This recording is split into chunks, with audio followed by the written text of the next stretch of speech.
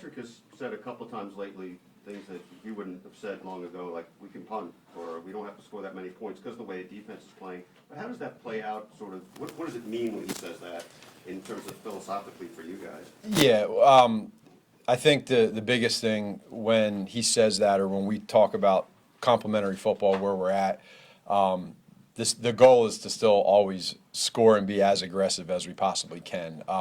You also want to make sure that however you're being played on defense or where you're at on offense, you want to understand that our defense right now is at an elite level. And so not giving them short fields with turnovers is one. That's stating the obvious, but I think that's what he's getting to is a bad turnover is not going to help our really good defense. Punting the ball is field position. So if something's not there, we don't force it and throw an interception. We don't force a play call, whatever that is. We're smart. We play the field position and understand that our defense has done a great job all year long. It's time tested. It's not something that's been a 3-game stretch.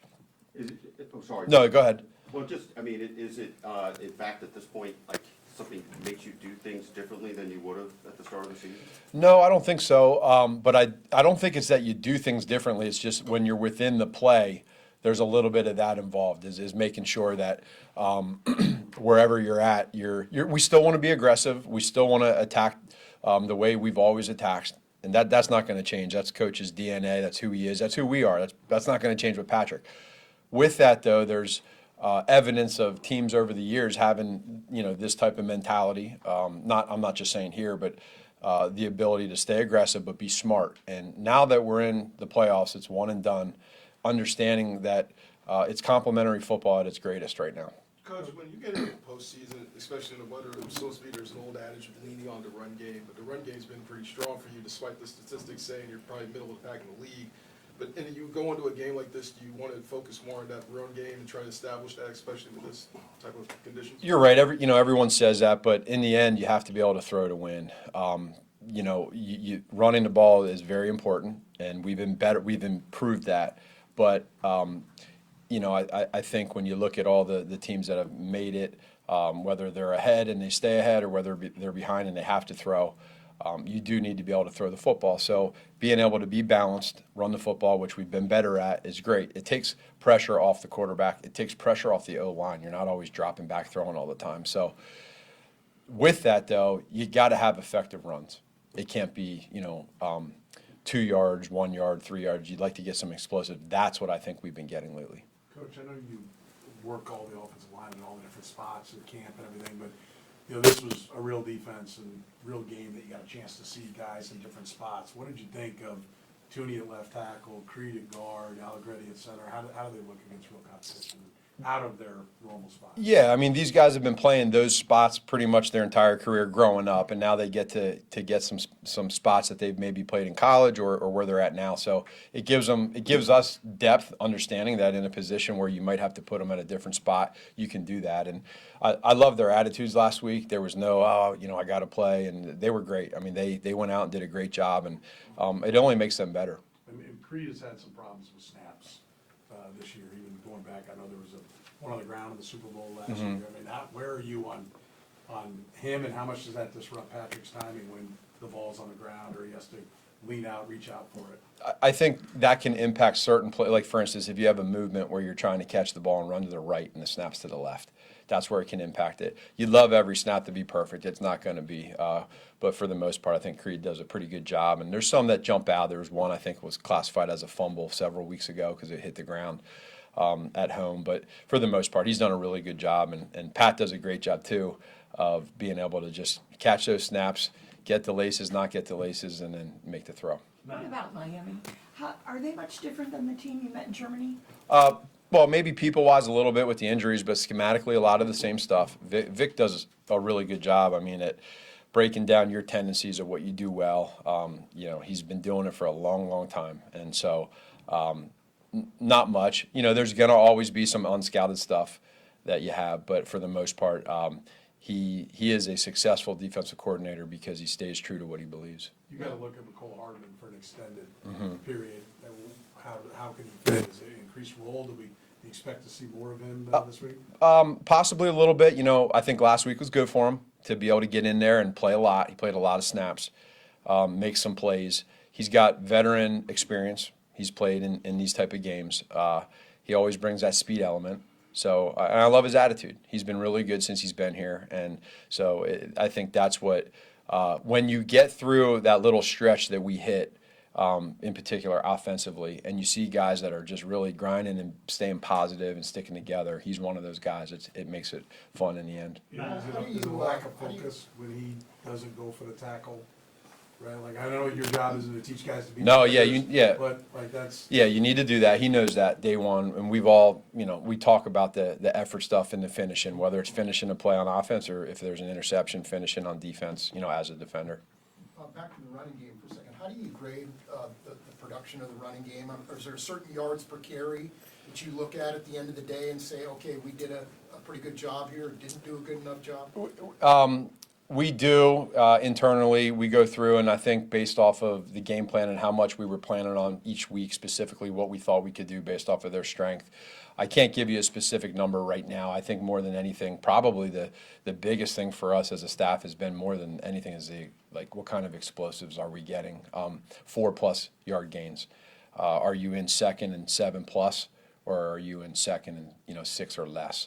That's important, and it helps with the plays that come after that. Matt, how important does short yardage execution and red zone execution become when the season's on the line like this? Massive. I mean, it's massive every week leading up to it, because you're keeping the football, and then you don't get into a 4th and 1 situation. But I think we've been better with that lately, and I think it's been something that, whether it's situational football in general, is where you see the good teams become great teams when they're successful. So you got to have that. And what type of Go ahead. What type of mentality are you wanting to, or tempo are you wanting to set in these opening drives against the Dolphins? Well, it's got to be physical. It's got to be clean. Clean is the biggest thing for us right now. They can do whatever they want to do, and they're going to have some good things on defense. But for us, let's be sharp. Let's be clean. Let's play fast. Whatever we do, let's play fast and be clean. With Patrick not playing last week, what were your conversations like with him? Like, what did you want him to be focusing on during that week off? So number one, it was good for him to get a little rest, mentally and physically. That's always great. So he was able to kind of treat that per se as a little mini bye for him, which is good.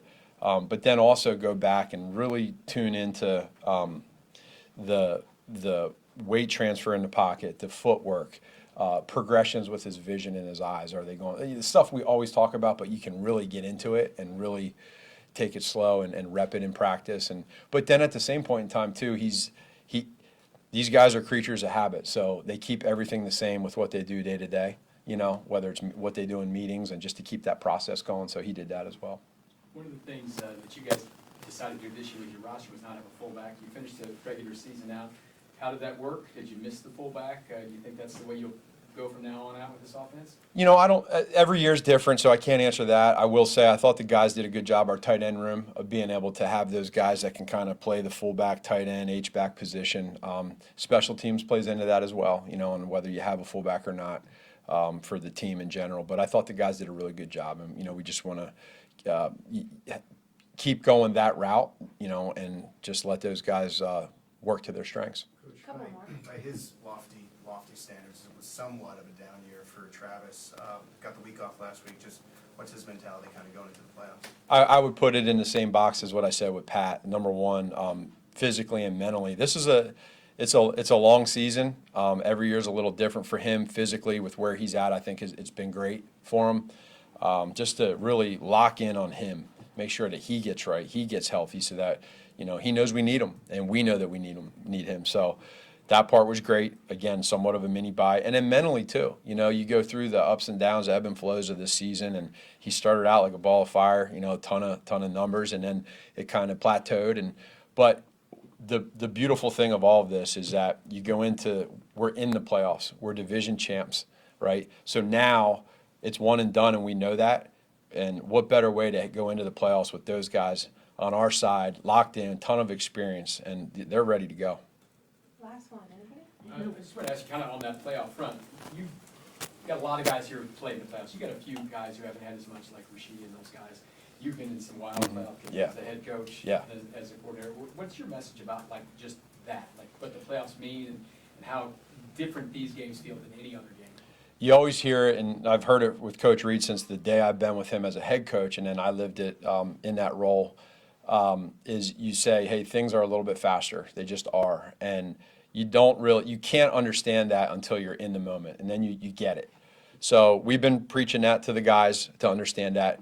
The practices are a little faster. Everything is just a little bit faster. That's for every team that's in the playoffs. And then each game, it gets like that as well in the playoffs up to the Super Bowl. So, but there's also a balance, and this is where Coach is so good, of making sure that you have that focus and you lock in, but you don't press and you don't try to do too much, you know.